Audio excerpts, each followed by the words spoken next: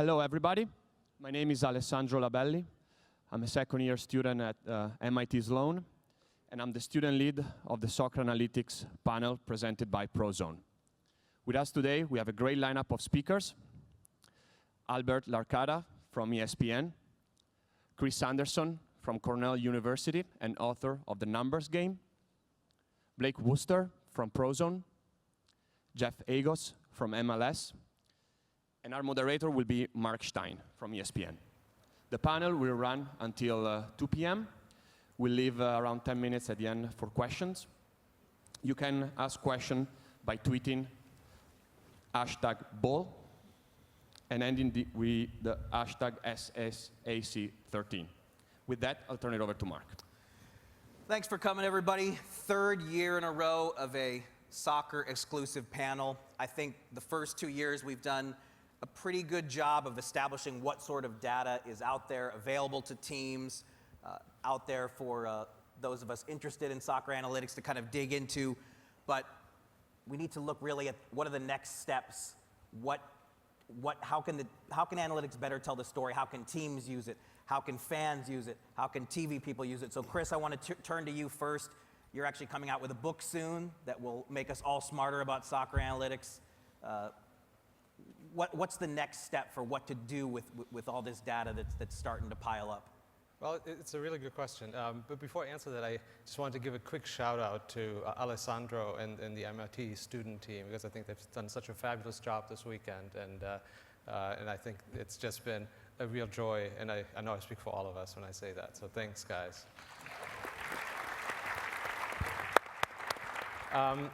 To answer the question about where we're going, I think it's really instructive to try and think about where we've been. And I think I did a little bit of homework in preparation for the panel. I've been watching the... That makes one of us. I've watched these last few years' sessions and sort of dug a little bit into the prehistory of this. And some people have described what's going on as kind of a revolution in soccer analytics. And I think it's a bit of a misnomer. I think it's been much more of an evolution. I think very few people know, when we tell the story in the book, about the fact that really soccer is the original sort of hotbed of analytics. There's an accountant and RAF wing commander by the name of Charles Reep who started notating football games in 1950. This is when Bill James is still in diapers. He develops a coding system. He sits down at matches, and he did it for 60 years, and notated with his own system all the events on the pitch, and collected reams of data that he then put into practice working with clubs in the 1960s, 70s, and 80s in England. He was the original soccer analyst, as it were, or analytics driving force. And given that prehistory, and that history is so Reep's work and his successes and failures with teams sort of have informed how this whole thing has evolved and reverberated through clubs over the years. And so it's been kind of a stop-and-go history, really. We've had pushes and then sort of pullbacks, and now I think we're again in a period of where it's expanding and evolving.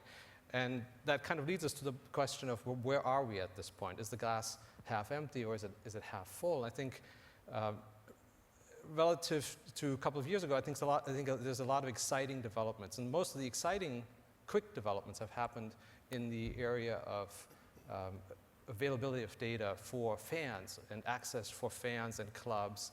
The cost of data are coming down. Accessibility is coming down. I want to give a shout out to Gavin, who's out here somewhere in the Man City team, and who, in collaboration with Opta, made data available to the public for the first time, which was very exciting. And the blogosphere has evolved as well. There are many more people now writing about it out there, and I think that's very exciting. Practice within clubs hasn't necessarily kept pace at the same time, so there's a bit of a half empty. But I think we're at a point where we're continuing to evolve, and I don't see us pulling back at this point. Why do you think, Blake, you work with clubs, Jeff, obviously in your MLS role, you work with clubs. Why are clubs not, quote, keeping pace? I think, I think we're all aware of the cultural challenge that pervades in soccer, and listening to some of the other panels here, and even on some of the ESPN sessions earlier today, that cultural challenge, people do in soccer because that's the way it's always been done, but things are changing, like you said, Chris, with a glass half empty, glass half full perspective. I think things are changing. People are having to change. So, there's a lot of new regulation coming into football now, whether it's the financial fair play regulations, the homegrown player rule, the elite player performance plan. So, I think, teams are having to be more diligent now, having to use more data, but also there's just a kind of, generational shift that's starting to come through. I mean, you referenced there Reap and Benjamin. I'm actually an output from as is Gavin. That's 2 shouts out for Gavin already today. But we came out of the Mike Hughes school of notational analysis, and that was inspired by.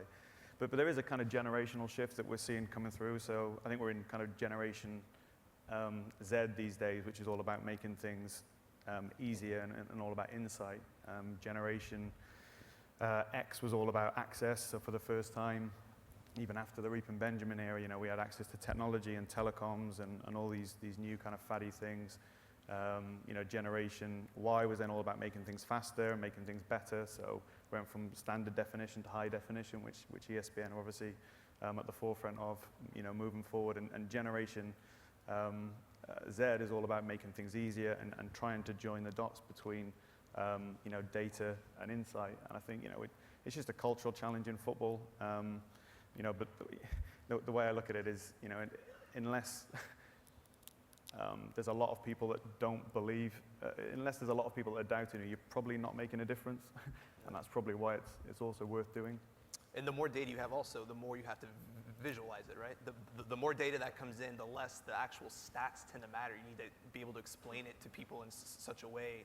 Heat maps we're going to show in a little bit, but you're talking about big data a lot. I just think visualizing on a club level, I don't know how much it's being done, but on the media side, that is huge. That's the easiest way that we're able to tell stories. And the more data that we're getting, the harder it is to tell stories in a way, and the more it challenges you with it. But more data isn't always better. I mean, Nate's book, the signal and the noise.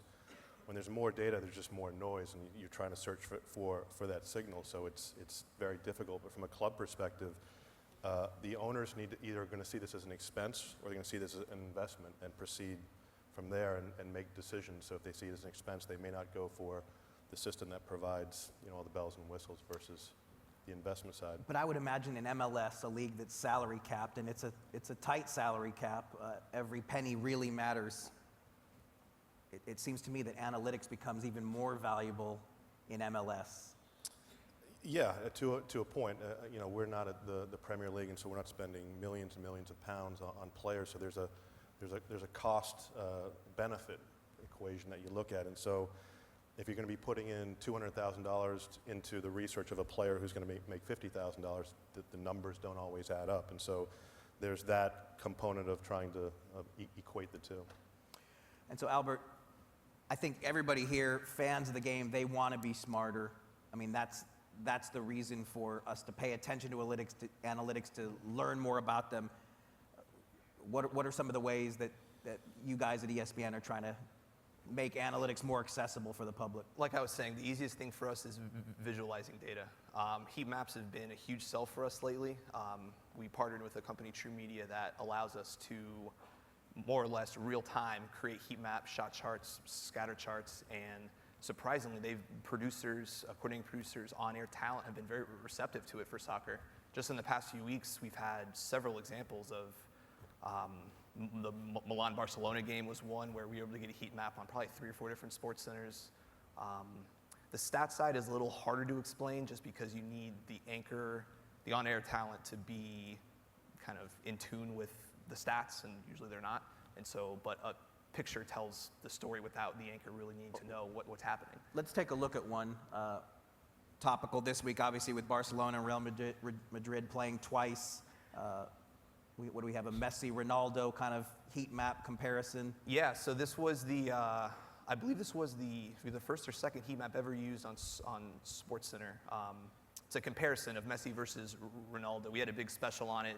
I forget how Gretzky versus Lemieux, Messi versus Ronaldo, Johnson Bird, who's the biggest rivalry in sports, and so we kind of used it for that. But yeah, if we have the video of that, we should. Roll that. Messi, Lionel Messi and Cristiano Ronaldo. Barcelona, Real Madrid, second leg of the semis of the Copa del Rey. First leg was a 1-1 draw. Messi and Ronaldo have combined for 62 league goals this season. Now, they get their goals in different ways, and we'll probably be breaking out the SportsCenter scope on Tuesday to show you. Messi plays in the center of the field, works his way forward, dribbles short passes. Ronaldo, he's an angles guy from the left wing and shoots more from long range. What to watch for? Sorry, there's a Brought little to more you coming. by Citi Thank You Card. Redeem your points you're to getting travel with no blackout You're days. welcome, Daryl. See, now, if you go to the doctor and he brings out one of those little charts like they had for Messi and Ronaldo, you don't want that. But if you're a soccer player, All right. I guess that works. Am I alive? Are you a soccer player? Yes. Yes, congratulations. You're one of the best. If not, what do you got in a liquid? One of So- one of the challenges in all this data and the heat map especially is the context of it. So you know where those players were on the field, but what was happening around them. And in our sport, that's a real challenge, is trying to fit the data and the context together to be more meaningful. When you're working with them, I mean, I've worked mainly with the teams, but it would seem to me that when you're working with the media, I try and make this differentiation between what's important and what's interesting. So when we're consulting to teams or we're working, if I was a gambler wanting to place a bet on on a likely future performance pattern or a certain game, then I'd be really looking for the important KPIs, that make a difference. I think sometimes with the media, it's like you said, Jeff, you want to create the question rather than the answer, and therefore give the audience, the fans, try and engage them in ways in which they you can fuel that debate really. So I think it's I was listening to the visualization panel yesterday, and there was some debate as to whether you try and give something to the fan, to the audience, so they can create their own journey and exploration, which I think is really interesting. But on the other side, they don't know what they don't know, and so they were almost saying that, I think the guy at Google New York Times, I think, had said he'd got to a stage where rather than actually giving them the opportunity to create their own story and context, they were actually delivering them an insight because they just wanted to be told. But I think it's really interesting when you talk in terms of content to media and content to the teams, is what's interesting, debate, and what's important, key performance indicators. Right. And I mean, one thing we have to do also is the SportsCenter audience is not probably the audience in this room. We're talking to people who don't know a lot about soccer. So a graphic like that is incredibly obvious to the people here in the room. Ronaldo's a left winger, Messi's center. But most people, all they know about Messi and Ronaldo is that they score a lot of goals. So this just adds another layer of information that they didn't have before. It's not, a club would find that completely useless, I'm sure. Well, not too useless, but there's an interesting intersection, right? To tell the story, you need sort of heroes and villains, right? And Messi Ronaldo is a great one, so you can center people's attentions on that, and you can tell a story. The technology you use to produce the heat maps, of course, can be very useful, right? To deal with the wealth of information and communicate it in an effective way inside a club, for instance. So coaches don't like to look at tables and lots of numbers. If you show them a picture, it's much more easy. It's easier to communicate. Now, soccer is kind of in a funny world where you've gone from very, very little data to just mountains of data at the moment, right? And there's been this disjuncture between going from nothing to, wow, everything. Whereas baseball has had a much more, sort of, as a comparison, a much more gradual evolution, right? The data have been around for a long, long time. People's capability, sort of as fans and also as sort of people inside clubs, has sort of evolved alongside with that. And I think that is one of the biggest struggles right now that we're dealing with, where we have all this information, which is high quality information, and finding ways to derive value, either on the media side to generate interest in the game, or on the club side to find out what's important, and then take that and make it actionable, right? That's kind of often where it falls down, right? We have interesting insights, interesting information, important insights and information, but that doesn't mean anyone's going to do anything with that at the end of the day, right? That's kind of where the challenge is, really. So generating the insight and making it actionable. So it's not every week that Real Madrid can beat Barcelona twice. Blake, when Mourinho was at Chelsea, you had a chance to at least get to know him a little bit. Obviously now the Real Madrid manager. how would you anticipate, how much did analytics factor in the preparation for those 2 wins? How does Mourinho use analytics at Real Madrid? Yeah, I'd say Mourinho uses it a lot. I mean, the fundamental difference, I think, you know, the Barcelona, Real Madrid, and the Messi, Ronaldo story is a fascinating one, because it would seem to me that the fundamental difference between Barcelona and Real Madrid is that they're at the extremities of, you know, Barcelona, they have a philosophy, they have a conveyor belt of talent coming through, which I've seen at the academy, and I'm sure you have as well, Jeff, and it's frightening. You know, they have a very clear philosophy, and paraphrasing what I would imagine is the philosophy, whether it's Guardiola or the coaches that go after him, is we have a philosophy and a style of play, and we will beat people. We have the confidence to beat people the way, you know, that we're going to play. Whereas Mourinho's a guy who, for whatever reason, is a bit more of a short-term. You know, he's a bit more transient. You know, he's had a lot of success on a short-term basis with a number of teams, and he seems to coach and prepare at such a high intensity that for whatever reason, whether it's relationships with the ownership group or whether it's just the relationships with the players, it's more of a kind of impactful shot to the arm, really. And you know, so making the comparison with Barcelona, Mourinho is more of a guy, we will understand how you play Barcelona and we will figure out a way to beat you. And therefore, the preparation when it comes to, you know, opponent analysis, an example, you know, they're very, very diligent in terms of, you know, that pre-match game preparation and the use of analytics to try and look at, you know, which players are contributing to winning. But more importantly, when you're playing against Barcelona, is matchups.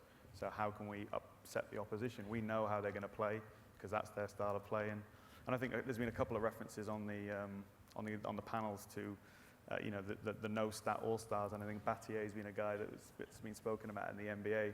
And I think those type of players, you know, when you're talking about team matchups, you know, can be apparent in football as well. And you know, they might not necessarily do so much on the ball like Barcelona, 600 passes a game, 70% of possession, you know what you're going to get. But actually there's more kind of these kind of subtleties, some of the Real Madrid players and the way they set up that can make a difference. And the paradox in football in terms of measuring, we all know data is a commodity, and you know, we've been using, you know, tracking now for 10 or 15 years. We've been having event data since Reap and Benjamin. The paradox in football is that the most important things are also the hardest to measure. You know, there's a lot of players that are playing for Real Madrid, and the way that Mourinho will set them up that will fall into that category, really. So you mentioned Battier. Is there a player in Europe right now who has that mindset? Battier is known as he cares so much he wants to talk to the analytics guys himself. Is there a player that you know of who actually has good relationships with the analytics guys? Yeah, I mean, I was fortunate enough to work at Wolverhampton Wanderers when Glenn Hoddle was the coach there. That was a very big learning curve for me as an analyst in the game. And I was a guy that was coming at it from high IQ. I would say my background is in kind of coaching science and analytics and sports science. And Glenn Hoddle was a purist. You know, he didn't particularly want to know anything about data. And so that kind of spectrum of where we could both add value. The disjoint, and Chris has already mentioned it, the disjoint in that dynamic, looking back now with the benefit of hindsight, is that we had, and I'm not saying Glenn Hoddle didn't have high EQ, by the way, I'm trying to make a point here, and hopefully I've got some emotional intelligence as well, but I think that the game changers of the future, the ones that are going to make a difference in terms of joining the dots between data and insight, is the new intelligence for me, which is contextual intelligence. So you've got IQ here, you've got EQ here. How are we going to join the dots by actually giving meaning to data and helping, you've already said it about the visualizations, helping people make better informed decisions by contextualizing and visualizing the data in meaningful ways that they understand. I mean, Jeff, do you wish you could go back in time and have more access to this stuff 10 years ago? Absolutely. I mean, it really fascinates me, and I think the new players who are coming in, there are some players who are just never going to want it, and I think that's true in every sport. But we have the new players coming in, I think, are used to it. They're growing up in a culture where it's expected, and so I think there's more acceptance in terms of where the players are coming from. And there's new tools, and again, with the visualization, I think it's just critically important to match up data and video or visualization together to make it more impactful. Well, you know, Blake mentioned my day job, and I know you went to the Celtics game last night, so I consider you an NBA expert now. There's this perception out there, though, that the soccer world still lags way behind the NBA in analytics. Chris, you buy that? Is that true? I think that's fair. I think it's fair on a number of fronts, and I think some of it has to do with, going from 0 to 100 in terms of data stuff is just really scary inside clubs. We're talking about, it doesn't have to do with football. Any sort of industry you think of where you have that kind of fundamental shift from very little information to a lot of information about what the workers on the factory floor are actually doing, which is really what we're talking about, right? You can observe everything that these people in this factory are doing at any given point in time, right? We're going from 0 to 100, and then you're saying to clubs, here's that information, do something with it, create a competitive advantage from this. That is scary business. It's sort of the classic Moneyball tale, really, where we're talking about changing the relationships within clubs, the power relationships within clubs, where people's jobs are at stake, where people aren't necessarily sort of incentivized or have the capabilities to deal with all that information. They're put under a lot of pressure. There's short-term pressures to win every Saturday. And what's also fundamentally different, I think it's really, really important to understand for analytics, is that this is not North American sports. There's promotion and relegation at stake, right? There isn't just, right? So if you're winning, why would you have an incentive to innovate, right? You're winning. What do you need to change? And if you're battling relegation, if you're at the wrong end of the table, you're scared of this, right? You're not going to start out this newfangled thing with the data and these pinheads who come in and try to tell the manager how to play football, right? That's not going to work. And the teams in the middle think they should have finished in the top 6 anyway, right? So there's very little incentive, really, for people to embrace this because of any number of things that come together to create a real challenge for innovation and innovative practices to take strong hold and then drive the performance of the club. The short-termism, in making the comparison between NBA and soccer, the short-termism that pervades in soccer is a big challenge for innovation, as Chris said. I mean, I've heard a few people say, I think the average tenure of a head coach in the NBA is about 3-4 years on average. Does that sound about right? It's a little long. You're the expert. It's definitely longer than a Premiership manager. 1.7 years as a Premier League manager. And here's a stat of the day for you. 79% of managers in the Premier League, there's an organization called the League Managers Association, which represent all the managers. 79% of managers that manage in at the elite end of the game will manage 75 games or less, and then get fired and will never manage in football again. That's 4 in 5 managers. And so, like you said, what incentive is there, arguably, for those managers with that short-termism to change habits, change behaviors? Because when you're working with analytics, as you guys all know better than me, it always takes time to prove the model. And in football, in soccer, that's typically more time than anyone's prepared to give. And overcoming that is certainly a challenge. That's a top-down. I mean, it's got to be from ownership. The ownership has to be willing to make that leap and then hire within that discipline, because if it is all about just winning in the short term, and especially in the Premier League where the managers have almost total control, you're essentially giving a short-term employee a long-term decisions, which makes it incredibly dangerous to the long-term sustainability of that club. So, well, you enumerated the challenges financially for MLS clubs to spend all this money on something that, when you've got players making $50K, might not be the best financial investment. It's a 19-team league. How many teams would you say have really invested seriously into analytics? I think probably at least half. I mean, it depends on what level you classify serious. We have some clubs who are doing an amazing job and are very progressive about it and use analysis in player recruitment and post-match performance and advanced scouting and sports sciences, and we have some that do very little. So at the league office, we adapt to change, and I think the technology where we embrace, we allow our clubs to go out and create a competitive advantage. If you want that, then you have to spend for it. So you can't spend any more money on players outside of your David Beckhams and your Thierry Henrys, but where you can make the investment is obviously in technology, in sports sciences, it's in player recruitment, and it's in your academy, and that's where you can create a real difference. But that brings up a good point. What is analytics? You say people aren't using analytics. I'm sure everyone's using video of some kind. Some people may call that analytics. Some people, you know, just because you have a math, computer science, stat background doesn't mean you're the only people who can do analytics. If you're doing data visualization, in my mind, that means you're doing analytics. There's plenty of people with no background in stats that can do that a lot. I know we've talked about it a lot. There's no right or wrong answer to it, but the question of who's using analytics and not is incredibly gray to me. And the level, you know, how deep do you want to go into it? Is it just video, or is it video with some sort of data? Is it video with some sort of visualization? It can go as deep as you want. But it requires, you're absolutely right in saying it requires a plan, right? Somebody actually needs to step up and say, all right, this is what we're going to do, and they need to stick to it, right? Because to prove the value of this is a really tough sell, as Blake was saying, right? You're sort of selling them the counterfactual. You're saying, invest this amount of money in this, and trust me, it'll be great. And they could instead use that money and do something else that's been proven and tried before, right? So unless you have somebody from the top down sort of driving this and saying, this is what we're going to do, I think it's very, very hard. I've seen, I mean, it's hardly heartbreaking, but it's tough to see people inside clubs who have really good intentions, sort of technical staff, match analysts, whatever, whoever they might be, and they have really good ideas and creative ideas for trying to do stuff. And if it's not supported, right, if it's not listened to, they get discouraged, and it just kind of withers on the vine. It just kind of goes away.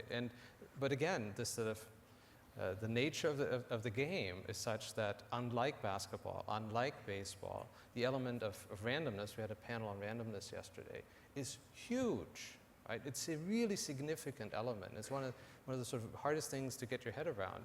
Analytics is really tough when the ratio of luck to skill is really even, unfortunately, unlike some other sports. And we forget why we do it as well sometimes, I think. You know, anyone, you know, whether it's visualizations, whether it's video editing, whether it's, you know, simple analysis, you know, in order to get that buy-in from the ownership group and in order to convince the decision makers to embrace analytics, you know, we use analytics, data, video to win, you know, and therefore, unless you're measuring the outcome and the process, there's been a lot of talk about that as well, but people, and I've been guilty of it as well in the past, is that people say, oh, why use analytics, why use data? And you'll give it the whole, oh, use data to complement the coach's intuition with objectivity, and it's an objective way of measuring, you know, we use data to win, and unless we can demonstrate where the value is in terms of contributing to winning, whether it's with the ownership group, on the field, off the field, then we're failing really. And that's all of our challenges. We need to, you know, to celebrate the success stories. And teams, invariably, I can understand why I've worked in them myself, are quite closed kind of cultures, and they don't like sharing their secrets, and that's, you know, that's very, very understandable. But we also need a few success stories in order to say, this is where we've added value, and this is where we are actually making a difference. And I think we forget about that sometimes when we talk about nice visualizations and data. And we still don't have two or three that we can really point to. I know, like when Liverpool bought Joe Allen, everybody said he was an analytics purchase. I mean, do we have? Are we still searching for that? Well, I think we're on Liverpool 2.0 at this point, right? So Liverpool 1.0 didn't work out so well, we're now, I think they're on the right path. I think there's sort of this, they can still recover. I think they've hired some really terrific people over the summer, and I think they're trying to have a go at it again. Coming in and announcing it is sort of a funny way to do it, though, right? Because then you fall on your face and you look like an idiot, and everyone says it's just not very good. Here's sort of just to give you guys a feel for how this is. We at one point did a report a couple of years ago for a club that was sort of on the lower end of the league table, on sort of which areas of performance they might want to sort of invest in the January transfer window, right? We gave our report, and the chairman and the board enjoyed it and thought it was useful and helpful for their decision making. And they showed it to the manager, and the manager said, "What is this? Like, you can't measure this stuff. You can't put numbers on this stuff. Stats can't tell me the size of a player's heart." And, you know, what do you say at that point? Well, you could say, smart alecky, well, actually, you could measure the size of a player's heart, but that's not really what we're talking about, obviously, right? And it died right then and there. The board said, all right, the manager's in charge, never mind then. And this happens quite a bit. Yeah, to be fair, though, stats and research and analysis is behind in soccer for a mathematical reason. They don't score a lot of goals. So it's very hard to model. In basketball and football and other sports, they're scoring a lot, and so it's easier to model winning. You say everything comes down to winning, which I agree with, but it's hard to, the ultimate goal is to score goals and prevent goals. But since it's a small sample, it's really hard to get good analysis on that from the stats side of things. That's aside from communication and visualization, all that. But the analysis and research side, in my opinion, is always going to be behind other sports just because of that. Baseball is always going to be leading the way because the structure of the sport is designed for analysis. The independent trials of a pitcher versus a batter is so clean. It's a PhD's dream. Although winning can, maybe I should have a caveat to what it is. I mean, winning can mean different things to different people as well, right? So let's put in-game strategy, and let's assume for a second, just for the point of the explanation, that coaches are dinosaurs and they're never going to change. I mean, you have a whole other world in which analytics is now adding value, whether it's in the front office, to use a term that you guys like using over here, or whether if you look at the whole talent cycle from targeting a player to attracting a player, to recruiting a player, inducting, developing, retaining, releasing. Analytics is already adding huge value to that talent cycle. Now, whether that's being manifested in identifying undervalued talent, whether it's predicting potential, there's a lot of smart work that's actually being done in that area, and that can mean winning. Michu, for Swansea was a huge win, in terms of the player recruitment process. So there are some huge success stories. It isn't us as a community. We need to embrace them and share those. Expound on that one. Just maybe not everyone's familiar with him. Michu, Spanish player, brought by Swansea, £2 million buy, and the guy's scoring goals left and right. How does a player like that slip through the cracks? There were 6 teams that had a look at Michu in the Premier League. I'm not sure how many from other countries, and he's well known now, and it's fine with the benefit of hindsight. But he's known now as the one that got away by the scouts. You had 6 teams there that were looking at a player who, for all intents and purposes, had clearly been identified and was performing. I think he scored 16 goals in the La Liga season before he came over to the Premier League, and I think he only had a $2 million release clause in his contract. And for whatever reason, the intuition of the scouts, and they went to see this player, and they decided not to take a chance on him.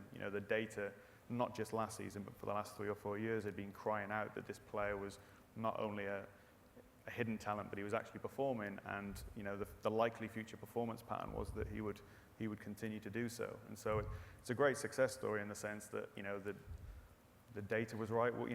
For whatever reason, those 6 scouts that went to watch didn't take a chance on that player, and he's probably valued at 15-20 million pounds now. So it's a great asset and a great success story for Swansea using data.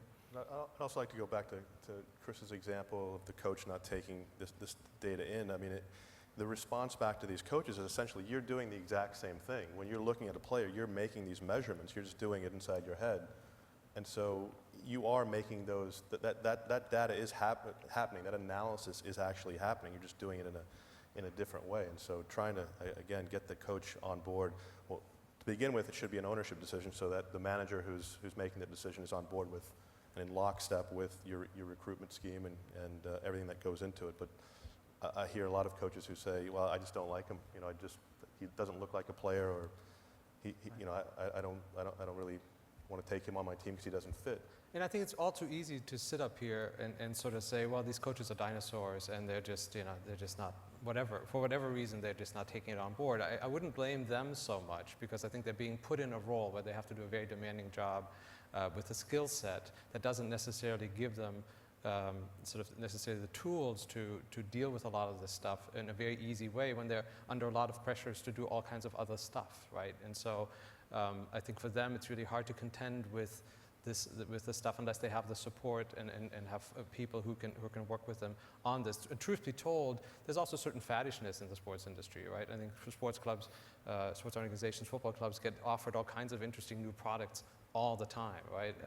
And the stuff, people coming through the door offering this, that, and the other thing, and it'll make all the difference on the nutrition side, on the whatever it might be. And it's completely understandable that there's a certain sort of, oh, not again, not another new thing that we're going to have to deal with now, right? And it's sort of a catch-22 a little bit here, right? We think it's demonstrably useful. That doesn't mean that it is necessarily in football, sort of in the way that we believe it is, but it could be, it might be. I think that it will be.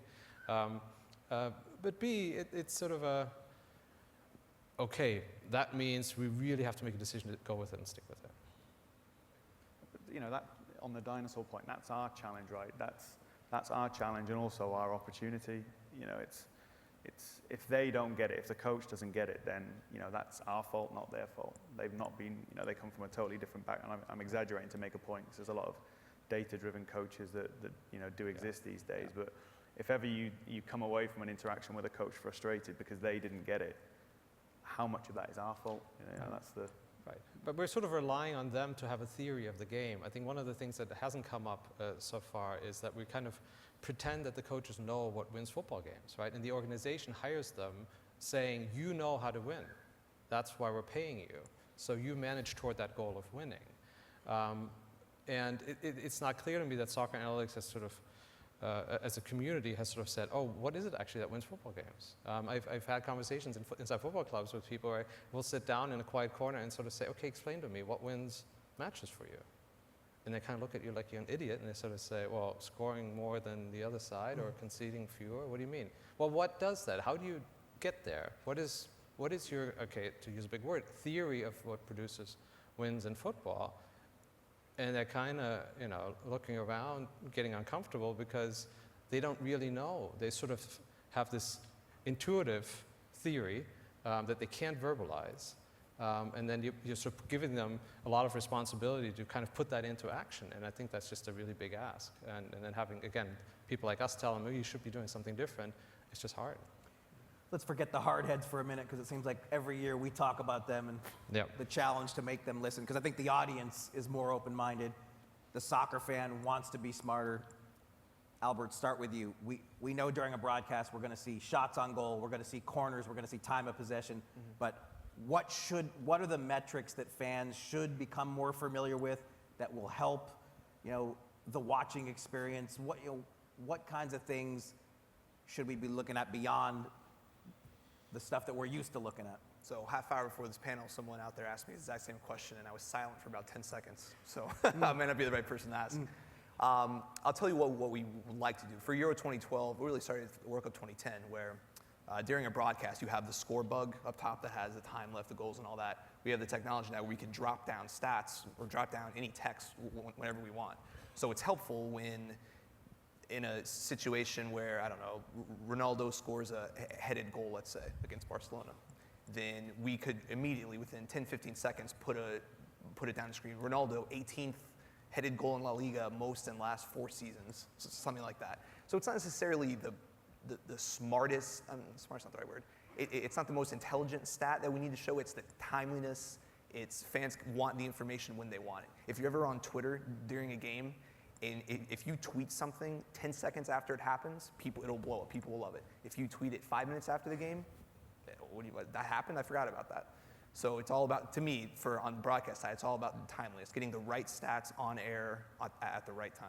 Obviously, and you have to balance, there's different levels of audience that are ultra serious, casual fan. Chris, in the blogosphere, you can take it to a different level. Do you have any, favorite new metrics that you could share with us that we should... Favorite new metrics? Oh gosh, but more generally, I'm not a big fan of looking at the sort of who's the best player business. That's sort of cool for the argument down at the pub, but I think it helps us less for understanding how football teams win games. So I'm a bigger fan of looking at teams and team performance generally. My favorite metrics are the things that are hardest to measure, and that's defense. The metrics that don't exist. Everyone's very focused on offensive performance because it's something we can see and observe, and goals we can count, shots we can count, right? The shots that never happened because somebody made a great step or whatever it might be are the things that win football games just as much or more. I think for us a lot of times the challenge is to see the unseen and make sense of it that way, and that's just totally counterintuitive in some way. That's the next phase for me, this whole kind of concept of game intelligence, if you like. Sometimes we look at the individual and we forget the context. And football is a game, 22 players on the pitch, the fluidity and the size of the field relative to basketball, etc. And the person, the company, the team that actually is able to start measuring some of those intangibles and hopefully correlate that to winning will get quite a competitive edge. So in real terms, what that means when you're talking about soccer is if you're looking at a striker, Messi scores all the goals, Ronaldo scores all the goals, how much of that is the context around them? Clearly they're superstars, but if you were to take that player out and put him into another team, how would they perform? So that's looking at it from a player recruitment perspective. But then also looking at in-game strategy. If Suarez is scoring all the goals for Liverpool, what is Barini doing potentially in his movement to drag players out of position in order to create that scoring opportunity? What is the centre midfielder doing that just because he didn't register a stat, his subtle movement to actually stop a transition, that the centre-back that never gets himself into a position that he has to do a sliding tackle, so he's not going to be in the top 10 sliding tacklers at the end of the season because he never actually got himself into that position because he read, he anticipated and got himself into a position where that event never occurred. The goalkeeper that didn't make the last-ditch save because his starting position was such that he was able to actually prevent that shot from ever taking place. So those type of intangibles and understanding that game intelligence is a huge challenge that I'm really interested in. So if anyone's got the answers, I come think and the see fact me. that none of us yet have been able to name a single stat is a challenge to the audience. Right. It's there to be had. Like I said before, it's always going to be hard with the low scoring in soccer to have a one metric, but there's not a war like there is in baseball right now. It doesn't exist. You need, you have to have a certain skill set to find it. You need to know how to take in data, Prozone, Opta, whatever. You need to know how to program. You need to know a little bit of stats. There's a skill set you need to have to do it, but it's absolutely out there to be had, in my opinion. There's also a difference between prediction and explanation, right? So I think to go wager and win some money, prediction is the name of the game, right? You want to be able to predict, and there's some interesting work being done by bloggers on sort of predictive metrics. But coaches aren't interested in predictive metrics very much. They're interested in the explanation, right? Why is it that this happens, right? How can we reproduce this thing that's going to happen? I think so. There's a bit of a disjuncture here between sort of the traditional sort of metrics-driven analytics, which is more about prediction and forecasting, and what clubs need, which has to do with explaining sort of the why. And I'll take a little bit different tack from a league perspective. If you saw the conference up here yesterday with Kathy Carter, she explained that Major League Soccer wants to be among one of the best leagues in the world by 2022. But we have to compare ourselves to other leagues. So how do we do that? How entertaining are our games against La Liga or Premier League? How can we capture a number that can say, hey, we're here, they're there. How do we get to that point? And so we've looked at different formulas and different metrics to create indexes that measure that. And that's incredibly important to the position of our league. It's also kind of a funny one in the sense that, right, soccer is the one sport where there's a right way of playing, right? There's the proper way of winning 1-0, and there's the wrong way to win 1-0, right? So this issue of beauty and style and all that kind of stuff, right? There's plenty of people out there who say, well, if we lost the game, but at least we played it the right way. And sort of, it's sort of hard to imagine that you would sort of see the equivalent in some of the other sports. So if you want to be an attractive league, what does that mean really? Does it mean to be successful? Does it mean you're transferring players, say, from MLS to the Premier League, like Breck Shea recently, right? Is that a measure of success? Or is it that the football is attractive? Is that people come into the stadiums and they're having a good time, right? And the revenue is growing and those kinds of things. It's kind of this is the beauty and style element of soccer, plus the, hey, how do we win on Saturday afternoon? Those are very different things. But attractiveness is really subjective, isn't it? Right. Absolutely. You can have really high quality and be attractive, or you could have a really poor quality but a really compelling game. A lot of match variation in the game that could be very entertaining too. And so I think when you look at what is entertaining or what is attractive, it really comes down to subjectivity. I mean, you just look at Real and Barcelona, two completely different ways of playing. And for all the Barcelona fans who are in misery right now, it's one way to play, and for the Madrid fans, it's a completely different way. Now, if my sources are right here, the Bundesliga and MLS have bought a bunch of data and made the same mound of data available to all their clubs. In the Premiership, that's not the way they operate. Why is that? Why do you think that is? I think the landscape's changed. I mean, when we first started working with the Premier League teams 15 years ago, it was a resisted purchase. So we were having to go in and really try and explain the benefits of what Prozone, what analysis could give you. And so we kind of organically grew the business that way. The league were never in a position to want to make a central decision for all their stakeholders. Now that's changing. MLS, we do the same in Qatar, in Poland, and other leagues where I think now there is a level of acceptance that, data and analytics is not just here, but it's, certainly on the data side, it's a commodity that if the league, and I'm sure Jeff will want to come in, it makes it much more cost effective to make a central investment for all your stakeholders.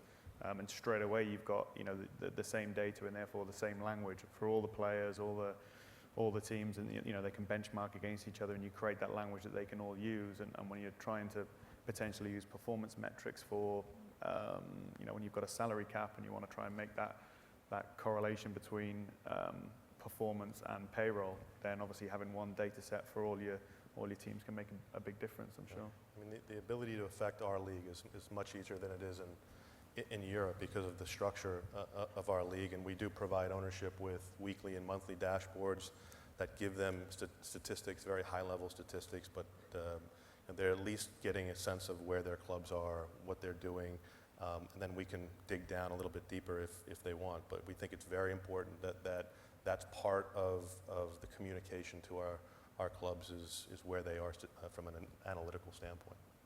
Well, one of the ironies, of course, is that in the Bundesliga case, the teams hardly made any use of the data. So they were given all this great data, and really didn't put it to much use. And so you can lead the horse to water, but that's at some point the horse has got to decide what it wants to do.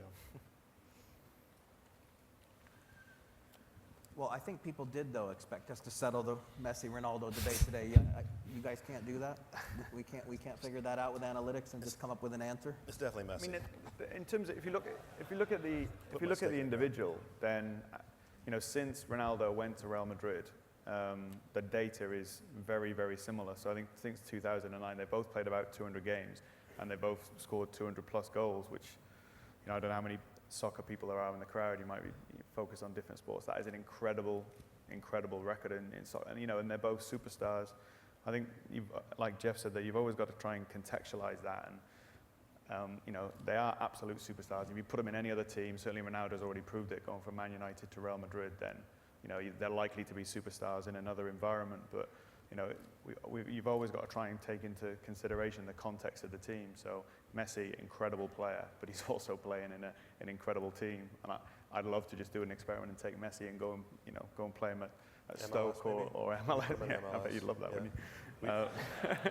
We'd take him. I mean, if we were forced, we'd take him.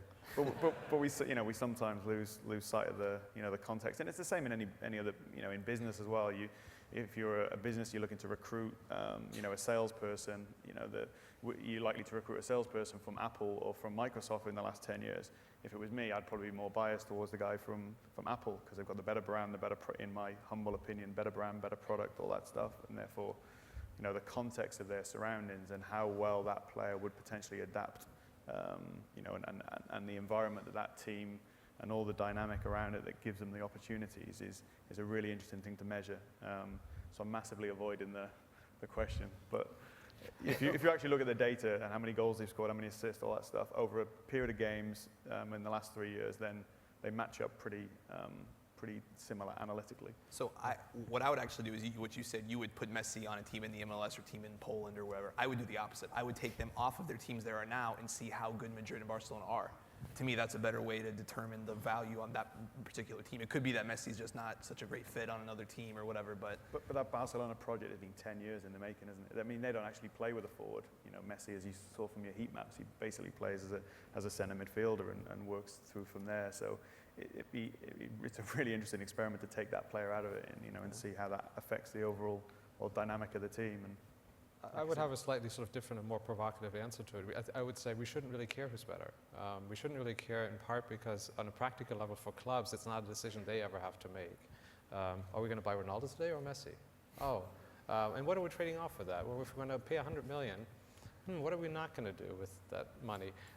So it's sort of on a practical level, it's sort of irrelevant. But on a sort of more serious, sort of researchy level, I would answer one of the things that Dave Sally, who's sitting over there, and I are writing in the book, is sort of, are the best players more important for your team in producing wins, or is it maybe some of the other guys who are more important in producing wins? And one of the findings we have is that, of course, it's great to have a Messi and it's great to have a Ronaldo, but it's actually slightly less important than your weakest player, so the 11th player. Teams get a whole lot more out of investing in improving their weakest link than they do from buying themselves a Messi. Now, whether that's good revenue-wise for the clubs in terms of selling shirts and all the other kind of stuff, that's not what we're talking about. But in terms of building a team, superstars are overrated. It's a dinosaur answer, Chris. People care. All right, People care about Messi and Ronaldo. Look, in our league, we don't have, they're obviously not Messi and Ronaldo's. We have, it's a different type of player, and the teams that over the long term do well keep a solid core group of players together. They keep a management team that's together, and so there are other ways that owners can spend money to create value in the club, and it's just a different way in MLS. Mm-hmm. We got some good questions on the iPad, and we should probably do a couple audience as well before we get out of here. So this is what I was going to ask you guys anyway, but I'll read it here from the audience. How will financial fair play rules play into development of future analytics? Is this already going on? Because obviously we don't have salary caps all across Europe, but financial fair play is something that teams have to take seriously. If you look at the NFL, Parag was on 2 panels where he talked about that half the time. So it's clearly being used in the NFL. I can't see how it wouldn't be used. Once you have a salary cap, you need analytics to decide the best way to spend it. Yeah, I mean, just to be clear, financial fair play is geared only really towards the teams that are vying for Europe, because the punishment is you will not play in Europe unless you meet the financial fair play regulations. But what it is doing is setting a benchmark for financial governance that leagues are then embracing and trying to adapt, as the MLS have with a salary cap here. But taking financial governance as a broad term, absolutely, it is, and already encouraging the use of analytics on areas like I already mentioned earlier. How can we recruit undervalued talent that other people overlook, which is the money ball. I think money ball is sometimes a catch-all phrase that's used for soccer analytics, which isn't particularly helpful sometimes, but we all probably wouldn't be sat here if the book wasn't released. So, but how to discover undervalued talent, how to predict future potential, and therefore, improve the asset value of a player. How can we retain our best talent, elongate their careers? How can we find out when peak performance is in order to, Arsenal have done this very well over the last 10 years. Sometimes it's left their fans bemused, but it was a strategic move to sell Henry and Vieira and Perez when their stock was still high, get a return on their investment, invest it back into the academy. So, it already is making a big impact. Obviously, like any new rules that are introduced, how much UEFA and leagues impose those rules over the next few years will be the proof in the pudding, really. But it is already having a huge impact, I think. But it's kind of a perverse impact, if I may add that, right? Because one of the things it does is it cements in place structural advantages that teams with big stadiums, for instance, have over other teams. And so in a funny way, it keeps the rich teams rich and the poorer teams a little bit poorer. If we think of analytics as a way to compete against big money, I guess it puts more additional sort of pressure on analytics to have to drive some of that performance, but it's also really hard to ask because football will continue to be one of those sports where money can buy you wins. Money will buy you wins, and you don't have to do analytics. You don't have to spend any money on analytics to win football matches. But I mean, in fairness to UEFA, they're not actually purporting that it will redress, the competitive balance issue. And I think the other thing that financial fair play that gets overlooked sometimes is that financial fair play is also encouraging teams to drive revenue, whether it's through, and this is where analytics and media can come in. I saw the sponsor you tried to get in there earlier on. But if you're looking to engage better with fans, which is what Man City Analytics tried to do, to improve fan engagement, attract sponsorship, it's financial fair play is also about driving revenue streams, not just reducing costs. Yeah. And data and analytics can be used in exactly what ESPN are doing now in order to, to provide rich content that gives data meaning, One for you, Albert. Heat maps, any value for teams to actually make use of the data that we show in those heat maps, or do you think that's strictly a fan enjoyment tool? The way we use it is for storytelling, but I absolutely think it can be used for teams. You get into the storytelling versus predictive element, but I mean, I've never worked for a club, so I can't say for sure, but to me, there's so many ways that you can take this rich Prozone opted data to, I mean, I'd have to think of ways to do it, but the data is all there to answer any type of query you have. So Should we look at another one? We have that messy heat map. Yeah, you want to? Yeah, let's pull that one up. If we could fire that up. I mean, Yeah, there's a messy heat map that was. You're getting a workout here. AC Milan's first win over Barcelona in 8 matches. First loss by 2 goals for Barcelona in 2 years. 2-0, your final. Hot zone. Barcelona had 961 touches Wednesday, more than double AC Milan's, but the Milan defense held strong around the penalty box, limiting Barcelona to only 11 touches in the box, a total of 7 shots, and that includes a season-low 1 touch in the box by Messi. I bet you guys didn't know Neil Everett loves heat maps, but Neil Everett loves heat maps. But this is really, really cool. And so there's a sort of indirect way in which people like Albert can actually exert a huge influence over what clubs do and how people think about the game inside the clubs. The people working on match analysis, on scouting, all these kinds of things, they watch ESPN, right? They're really tuned in to all kinds of stuff. They read blogs, they talk to their friends, they're paying attention, and they're actually quite inspired sometimes by the stuff that they see. People are paying attention. They'll go to work in the morning and say, hey, did you see that? Did you see that in The Guardian? Did you see that on ESPN? Did you hear Gary Neville last night on Sky, right? And doing all kinds of stuff on the screen. There's actually there can be quite an impact that way. You don't have to work for a club to actually make them do some cool stuff. The other real interesting one is the relationship between players. And so who's passing the ball to whom, where is he getting it? So you can combine the heat map and the relationship of players around, and I think that makes it much more impactful when you find those relationships, especially when you're at a club and you're doing any type of advanced scouting. Here's a question I love. I really should have asked this if I would have had a clue. When we were talking about Michu and kind of his rise to prominence this season, what data beyond goals signal to teams that, you know what, this guy can be a factor in the Premiership and really succeed? I think one of my observations, frustrations is that sometimes we talk in absolute terms, not relative terms. So how many goals the player scores and how many shots they had, etc. We don't necessarily look at things like simple things like shot to goal ratios.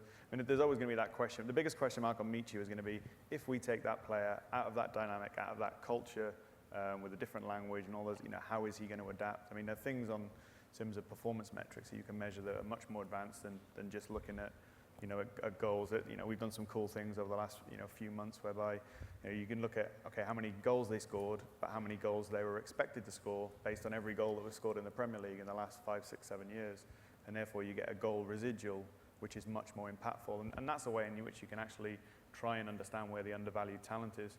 Because if players are, you might have a player like Van Persie who's scoring 25 goals in the Premier League, he's a superstar, but he's expected to score that many goals because he's getting all the good chances from an amazing set of teammates. That's the contextual intelligence. Whereas you might get a player who's playing for Fulham or QPR, with all due respect to them, who isn't scoring many goals, but he's also not getting many chances.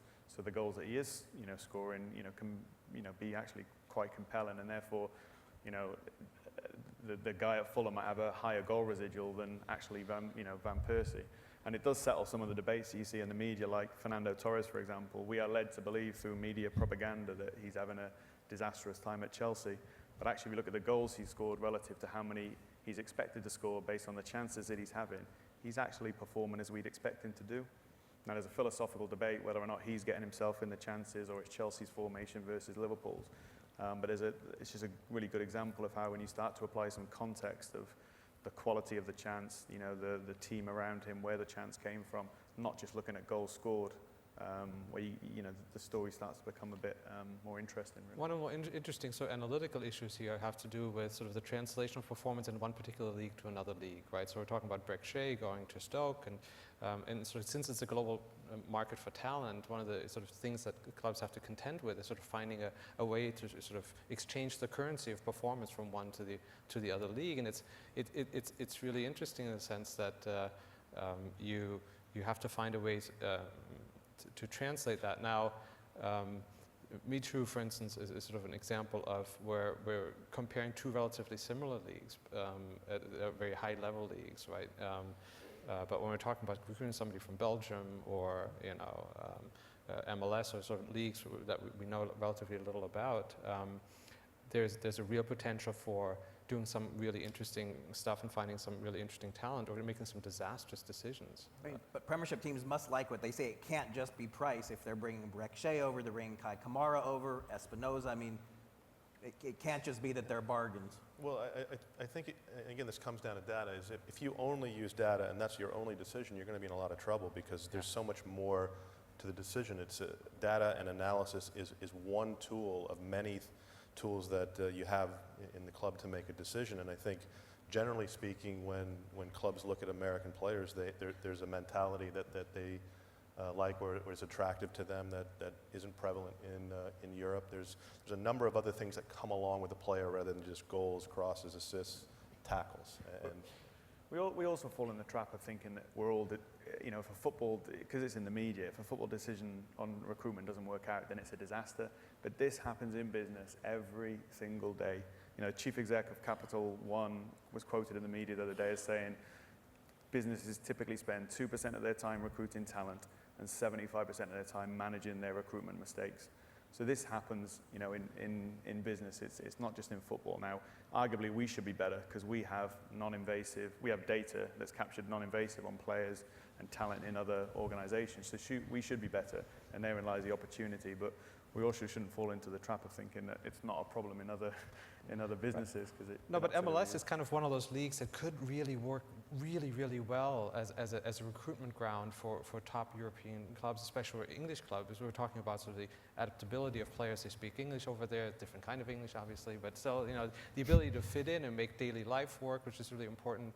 But then also MLS is a great league because we don't have relegation, right? If you don't have relegation, you can try out some interesting stuff, right? And so if you're able to collect interesting, innovative data, find a way to value players or their performance in new and interesting ways, that then can give you additional information that could be useful when clubs are looking to recruit players from this particular league. And so I think there's a real potential for MLS to be a global leader on that front. It really is. It gives us that kind of freedom. I regret to report that we are out of time. Guys, thanks so much. Thanks, everybody, for coming. Fantastic stuff.